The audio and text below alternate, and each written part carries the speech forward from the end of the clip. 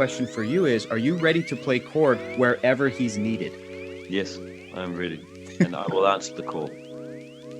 I am Navarro. Hector. That's me, Taika. Hello, I'm here with Nerdist today. How are you, sir? Good, man. Good to see you. Great to see you. I love that t-shirt. It's perfectly Taika. First question for you is, going back to after Ragnarok, Thor had to go through some stuff in Infinity War and Endgame. He got a little chunky before he could come back to you, to Papa Taika.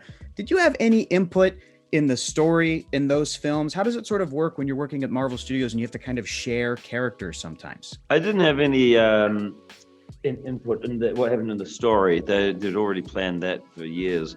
I came in just to oversee how the character was going to be acting, or just a lot of the dialogue, and because we changed that character a lot, and so especially on Infinity War, they sort of started writing Thor, but we had already changed the character for Ragnarok, and he was kind of completely different. So, add some, to go in and massage the, That definitely came through.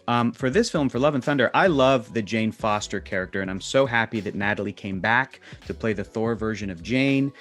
When you were making Ragnarok, did you always have in your mind that Thor and Jane were meant to be, or did that not happen until you sat down to figure out the story for this film? No, it was only really when we sat down to do the story for this film. When we were doing Ragnarok, we were all reading, the God of Thunder, God Butcher, the Mighty Thor, and so I was really inspired by those. Yeah, you got them. Yeah. I was already inspired, and I was just, I was like, wow, just reminded that there's real storytelling in comic books and real, great stuff with characters. With what Jane's character goes through in the books the choices she has to make, and the way that she steps up and is so powerful. It's unforgettable stuff, and we really wanted to try and somehow include that in this film. And then I got to talking to Natalie, and I said, look, you no longer have to be the girlfriend on the side anymore. You can pick up the hammer and be a superhero this time.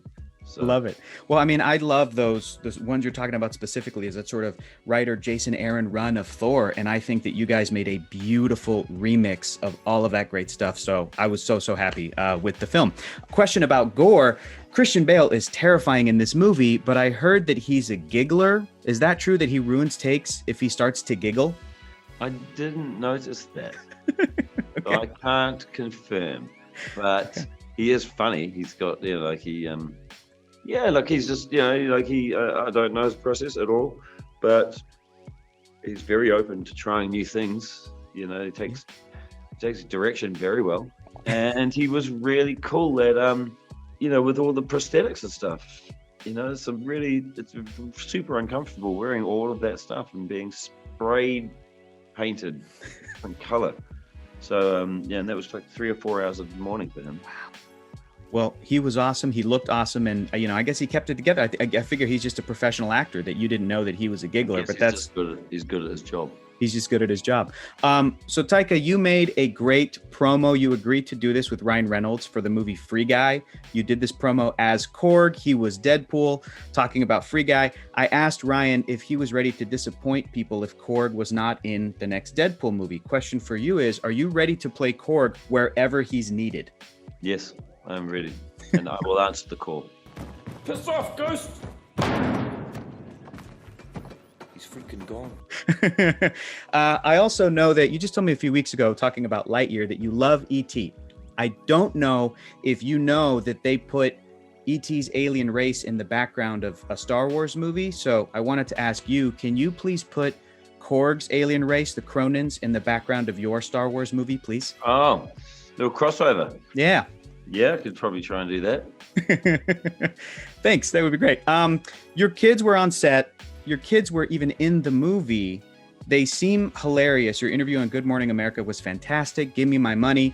Have they seen the final film? What do they think of the finished product? They have not seen the final film. They're going to watch it with me in Sydney when I go down there this weekend. Oh, that's awesome. Oh my gosh. Okay. Well, Yeah, I can't wait for them to watch. that's going to be so cool. All right. Last question for you is I know I can't get any of the specifics, but would just like to know if there exists at least any potential future plans for Thor or any of the characters in this movie. And if those plans do exist, did you help shape those plans? Did you work on any of that stuff? I don't know any plans at all. I know that Kevin has masterminded this whole thing, and he knows all the threads and where they're going. There was a great tag scene at the end of the film where, there's some very special, special reveal there that people are excited about, and so I'm really hoping that sort of opens up that whole world. That would be amazing. And further than that, I'd love to do another film. I love working with Chris. I love working with Marvel. It's just really like what it would be. It's it's getting harder and harder to top yourself and to figure out something that's going to make the film better each time. I'm hoping that if you want to do it, Taika, that you please come back, because Ragnarok, Love and Thunder, they're some of the best Marvel movies. You're so great, man. I hope you have a great rest of your afternoon. Thank you so much for talking to me.